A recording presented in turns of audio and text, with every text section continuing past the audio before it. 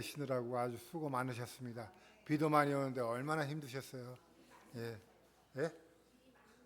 길이 많이 막히죠. 이 앞에 길이 막히더라고요. 여기. 예, 예. 아, 그러시구나. 네. 어쨌든 수고 많으셨습니다. 오늘도 예배를 통해서 주시는 하나님의 은혜가 여러분의 삶에 가득히 넘쳐나기를 축원합니다. 우리는 개화기를 겪으면서 굉장히 힘든 시간을 겪었습니다. 외세에 의해서 이렇게 착취를 당하는 그런 삶을 36년이나 살았죠. 예전에 어느 분이 그런 말씀하시더라고요.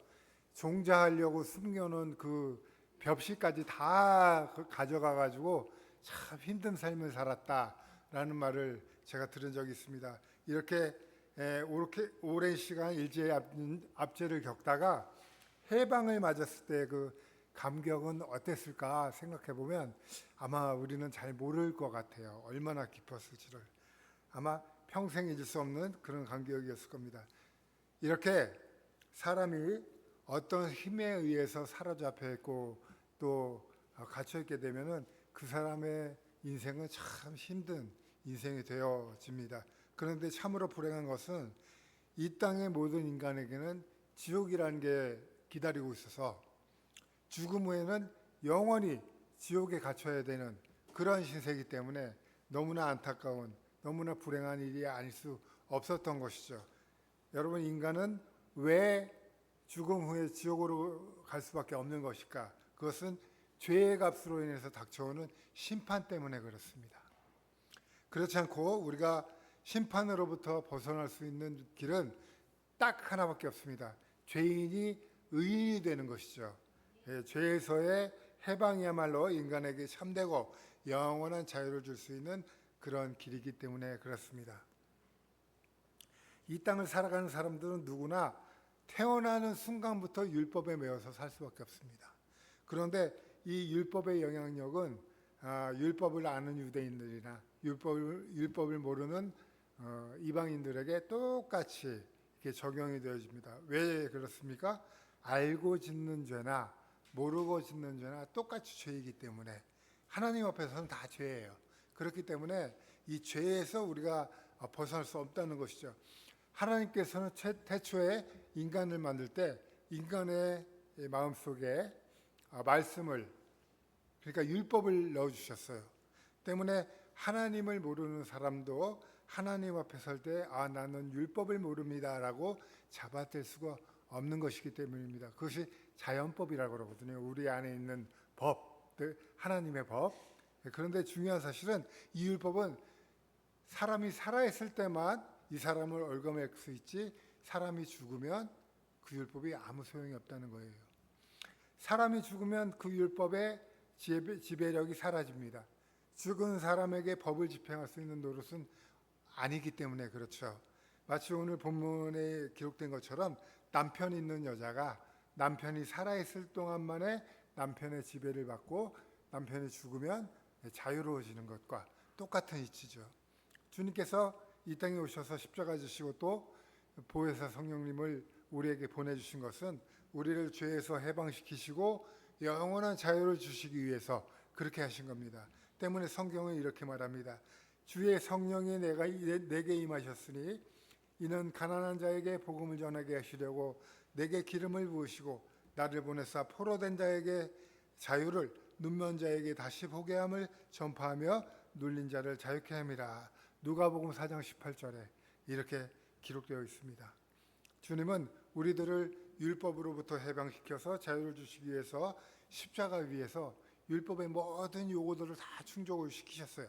그때 우리도 그리스도의 몸으로 말미암아서 율법으로부터 죽은 사람들이 된 것입니다. 그리스도께서 죽으실 때 우리의 죄의 몸도 그리스도와 함께 십자가에 못 박혔기 때문에 죄의 몸이 죽었다는 것이죠. 때문에 우리는 이제는 우리를 얽매고 있는 율법의 굴레에서 벗어나서 주님이 주시는 참된 자유를 맛볼 수 있어야 한다는 것이죠. 갈라디아서 2장에 보면 바울이 베드로를 책망했던 일이 있습니다. 무슨 일이냐면 당시 베드로가 안디옥의 성도들과 같이 식사를 하고 있었는데 갑자기 유대인들이 나타난 거예요. 유대인들이 나타나니까 베드로가 밥 먹다 말고 화들짝 놀라갖고 도망갑니다. 왜냐? 율법에 따르면 유대인들은 이방인들과 같이 식사를 해서는 안 됐어요. 그런데 자기도 모르게 유대인들이 오니까 이 베드로가 자기도 모르게 밥 먹다가 밥 숟가락 내팽개치고 도망갔던 것입니다. 베드로가 이렇게 행동했던 이유는 그 율법 때문에 그래요. 자기는 유대인인데 이방인과 같이 밥 먹고 있다가 유대인들이 나타나니까 책망받을까 봐 그렇게 도망갑니다. 베드로는 그때까지 이 율법의 굴레에 벗어나지 못했던 것이죠. 그래서 바울은 율법에 매여 있던 베드로를 책망했던 겁니다. 이와는 대조적으로 바울은 율법으로부터의 자유를 아주 강력하게 주장하고 있습니다. 고린도전서 8장에는 믿음의 자유에 대한 그 바울의 이야기가 많이 나오는데 근데 13절에 이런 말이 있습니다. 만일 음식이 내 형제를 실족하게 한다면 나는 영원히 고기를 먹지 아니하여 내 형제를 실족하지 않게 하리라. 과연 형제가 실족하는 거하고 고기를 먹는 일하고 뭐 어떤 관계가 있을까요? 당시 안디옥의 시장에서 팔리는 고기는 전부 다 우상에게 제사 지내고 나서 이 시장으로 나오는 그러한 고기들이었습니다. 그러니까 무슨 음식이냐면 제사 음식이에요. 고기들이. 그렇기 때문에 유대국 사람들이 이제 먹는 음식을 우리가 코셔라고 부릅니다. 제가 그림을 하나 보여드릴 텐데 이쪽에 있는 게 코셔라는 음식의 표시고요. 저쪽에 있는 게 할랄이라는 표시입니다. 할랄은 이슬람 교도들이 먹는 음식을 얘기해요. 그래서 음식에 그러니까 무슨 과자를 사든가 고기를 살 때 저 표시가 있으면은 저게 이슬람 교도가 먹는 음식입니다. 그리고 이 옆에 있는 K마크, 코셔라는 음식은 정통 유대인들이 먹는 음식이에요. 그렇기 때문에 짐승을 잡을 때나 모든 음식을 만들 때 유대교의 율법대로 도축하거나 만드는 음식이 코셔 음식이에요. 근데 코셔 음식에 재밌는 게 있습니다. 돼지는 못 먹죠. 왜냐하면 율법에 못 먹게 돼 있으니까. 소 먹습니까? 근데 소도 다 안 먹어요. 코셔에 보면 소의 상반신만 먹게 돼 있어요. 하반신은 먹지 못합니다. 그러니까 아롱사태 이런 거 못 먹어요. 유대인들은. 아롱사태 뒷다리잖아요. 이런 거 못 먹습니다. 상반신만 먹어요. 재밌죠. 마찬가지입니다. 그 할랄도 꼭 이맘은 이슬람교의 목사 같은 거거든요. 이맘이 기도하고 안수하고 잡아요. 그리고 피를 빼는 방법도 다릅니다. 그렇게 잡아야 돼요. 마찬가지입니다. 그 당시에 시장에서 팔리던 고기가 제사 지내던 고기예요. 이게 제사밥이라는 얘기입니다. 율법에 따르면 이방 신에게 바쳐진 고기를 먹는 것은 율법에 위배되는 얘기입니다. 그런데 바울은 그 고기 먹어도 된다라고 얘기를 해요. 왜요? 하나님을 향한 나의 믿음만 바로 서 있으면 어떤 음식을 먹든지 그것은 괜찮다라는 뜻입니다. 그런데 만약에 믿은 지 얼마 안 된 성도가 초신자가 볼 때 저 사람 제사밥 먹네? 라고 이야기하면서 시험에 든다면 바울은 나는 그 사람을 위해서 평생 고기를 먹지 않겠다 라고 이야기를 했던 것입니다. 한 사람의 영혼의 구원을 위해서 바울이 얼마나 애쓰고 노력했는지를 잘 보여주는 그러한 말씀이죠. 여러분, 우리는 율법에서 벗어난 자들입니다. 율법에서 자유한 영혼들이에요. 우리를 구원하시고 율법의 굴레에서 꺼내주신 하나님께 감사 찬송 돌리는 여러분 되시기 바랍니다. 주님은 이렇게 말씀하십니다. 요한복음 8장 34절에 진실로 진실로 너희에게 이르노니 죄를 범하는 자마다 죄의 종이라. 우리 한백수 장로님 진실로 진실로에 대해서 아멘에 대해서 말씀하셨는데 이 진실로라는 말이 헬라어로 아멘이에요. 진실로 그렇게 되기를 원합니다. 아셨죠? 그렇게 하시면 됩니다. 여러분, 율법은 우리로 하여금 어떤 것이 죄인가를 알게 합니다. 그것이 율법이에요. 그래서 죄를 보는 거울이라고 얘기합니다. 율법을 보고. 그런데 율법만 가지고는 우리가 죄를 없앨 수 없어요. 그렇다면은 어떻게 죄를 없애느냐? 바울은 이 율법을 가리켜서 초등교사라고 얘기합니다. 갈라디아서 3장에 보면 율법에 대해서 이렇게 얘기합니다. 24절, 25절입니다. 율법이 우리를 그리스도에게로 인도하는 초등교사가 되어 우리로 하여금 믿음으로 말미암아 의롭게 함을 얻게 하려 함이라. 믿음이 온 후로는 우리가 초등교사 아래 있지 아니하도다. 이 초등교사가 개역 한글 성경에 보면 몽학 선생이라고 나오죠. 이 초등교사가 뭐냐면 헬라 시대 귀족 집에 보면 아이들을 가르치는 선생님이에요. 이 선생님이 누구냐면 그 집의 노예인데 한 6살부터 한 16살 언저리까지 이제 글도 가르쳐주고 책도 가르쳐주고 시장 가서 물건을 사는 것도 가르쳐주고 인생을 가르쳐주는 사람이 이 초등교사입니다. 바울은 이 용어를 율법에 적용시켜서 율법은 성도들을 주님께로 나오도록 돕는 역할을 한다라고 말합니다. 단 우리가 말을 물가로 데려갈 수는 있어도 말에게 물을 먹일 수는 없어요. 왜? 목이 말라야 물을 먹죠. 억지로 먹을 수는 없겠습니까? 율법도 우리를 하나님 앞으로 데려갈 뿐 하나님을 믿게 할 능력은 없다는 것이죠. 우리가 예수님을 믿을 수 있는 것은 어떻게 해서 믿는 겁니까? 오직 성령의 인도하심 따라서 성령이 주시는 능력으로 따라서 우리가 예수님을 주님으로 고백하는 거 아니에요?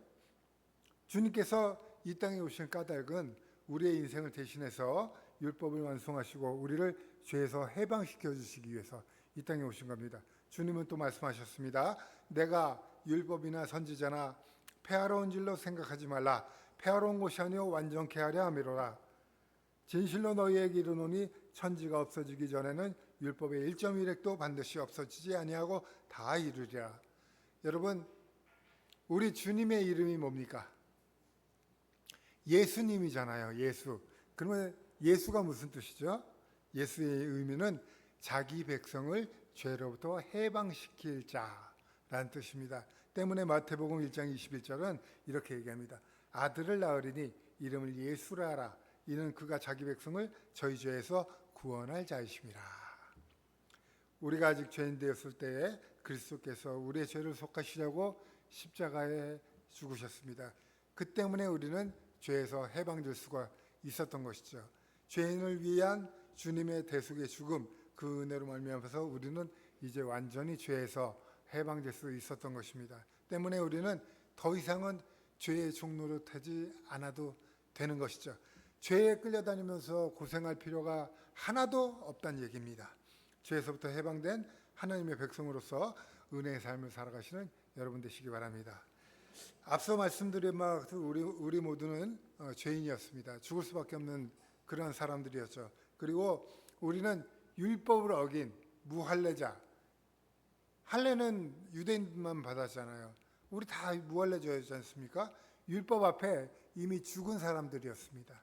이런 우리들을 하나님이 살리셨습니다. 우리의 모든 죄를 씻기셨고 그리스도의 대속의 죽음으로 말미암아서 다시 살 길을 얻도록 그렇게 해주셨다는 것이죠. 이제 우리는 우리 영혼을 올가매고 있던 율법으로부터 죽었기 때문에 율법에서 벗어나서 새로운 피조물로 살아갈 수 있게 된 것입니다. 그리고 부활하신 예수님께로 나아갈 수 있게 된 것이죠. 왜요?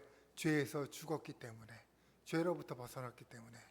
그리고 우리는 무엇으로 살아갑니까? 믿음으로 살아가죠. 성령으로 살아갑니다. 성령의 능력으로 살아가죠. 성령의 인도하심 따라서 살아가는 죄의 자녀가 아니라 의의 자녀가 된 것입니다. 오직 진리만이 우리를 자유케 할 수 있습니다. 진리는 주님이시고 진리는 성령이십니다. 율법에서 해방되어서 성령의 진리로 살아가는 성도들에게는 더 이상 율법의 구속 따위는 없다라는 것을 잘 기억하시고 율법으로부터 자유를 누리시는 여러분이 되시기를 바랍니다. 여러분, 우리는 모두 율법에서 해방된 사람들입니다. 죄에서 노임받은 사람들입니다. 그래서 이제는 자유인이 된 사람이에요. 근데 아직도 율법에 매인 사람들이 있죠. 누굽니까? 유대인들이죠. 유대인들은 아직도 율법을 그렇게 잘 지켜요. 제가 몇 년 전에 TV에서 다큐멘터리를 봤는데 유대인들의 초막절에 관한 그런 다큐멘터리였습니다.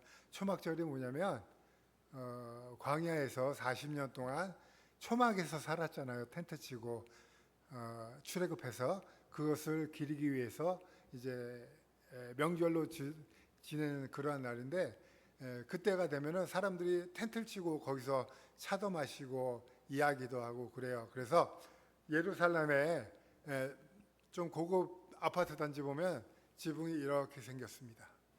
계단식으로 이렇게 생겨서 앞집 옥상이 우리 집 테라스가 되는 거예요. 그럼 그 테라스에서 뭘 하냐? 초막절이 되면 거기다가 텐트를 치고 차도 마시고 식사도 하고 이야기도 나누고 그럽니다. 그러면은 텐트가 없는 사람, 이 테라스가 없는 집에 사는 사람들은 어떻게 할까요? 보니까 베란다에다가 텐트를 치고 그렇게 합니다. 그것마저 없는 사람들은 집 입구에다가 우리 저기 무슨 학습지 텐트 치듯이 그렇게 텐트를 쳐놓고 이렇게 거기서 몇 시간씩 보내더라고요. 그것이 유대인들의 현실입니다. 그리고 지금도 그렇다고 하는데 예루살렘에 이제 안식일에 가면 호텔 엘리베이터를 탈 때 숫자를 못 누르다고 합니다. 왜냐하면 그게 불을 켜는 행위잖아요. 불을 밝히는 행위이기 때문에 숫자를 못 눌러서 바레인이나 이쪽 외국인들을 고용을 해서 몇 층 가십니까? 3층 갑니다. 3층을 눌러주고 또 어느 호텔에 보면 1층부터 15층까지 다 눌려져 있다고 그래요. 다 쓴답니다. 이거 안 눌러도 되게. 그 정도로 율법에 사로잡혀 살아가죠. 옛날 얘기도 아니에요. 우리 최동식 장로님 기억나실지 모르겠어요. 70년대, 80년대 정말 믿음 좋은 집에서는 어머니가 토요일날 저녁에 불 못 끄게 했습니다. 금요일날 저녁에 불 못 끄게 했어요. 안식일날 불 켜야 되니까 불 켜고 잤대요. 그 정도입니다. 지금도 그런 류의 그렇게 율법에 사로잡힌 사람들이 많이 있죠. 지금도 이렇게 좀 보수적인 교단에 가면요, 이 강대상을 청소하잖아요. 아무 행주나 못 씁니다. 강대상을 닦는 행주가 따로 있어요. 그리고 강대상을 닦으시는 권사님이 따로 계세요. 누가 닦으면 어때요? 깨끗하게만 하면 되지. 그런 율법주의에 매여 살아가는 경우도 많다는 거예요. 그렇기 때문에 여러분, 우리는 이제는 그런 율법으로부터, 이거는 제가 예를 든 거지만 벗어날 수 있어야 된다는 겁니다. 우리는 율법은 우리를 죄에서 가까이 하지 않게 그렇게 만들어줄 수 있지만 죄에서 구원할 수는 없습니다. 죄에서 구원할 분은 오직 한 번뿐이에요. 우리 예수 그리스도밖에 없습니다. 다시 말씀드립니다. 여러분, 우리는 모두 율법에서 해방되었습니다. 죄에서 노임받은 사람들이죠. 그래서 이제는 자유인이 되었습니다. 성경은 이렇게 얘기합니다. 갈라디아서 5장 1절입니다.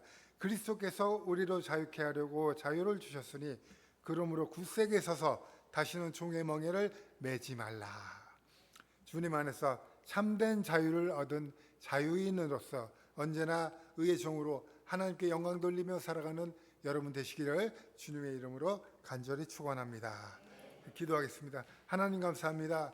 우리를 죄에서 구원해 주시고 더 이상 율법에 얽매이지 않는 자유인으로 살아가게 하신 그 은혜에 감사를 드립니다. 하나님, 저희들 율법에 매이는 것이 아니라 오히려 성령에 매이고 믿음에 매이는 그러한 아버지 하나님, 주님의 자녀들 되기 원하오니 하나님 저희들을 굽어 살펴주시고 우리에게 믿음 주시고 힘을 주시고 아버지 용기를 더하여 주옵소서. 그리하여서 이 세상 살아갈 때에 언제나 주님의 말씀으로 아버지 하나님 진리를 탐구하며 그 진리의 말씀을 붙잡고 주님 이겨낼 수 있는 우리 모두가 되기를 원하오니 하나님 함께하여 주옵소서. 오늘도 이 말씀 주심을 감사드리며 예수님의 이름으로 기도합나이다. 아멘.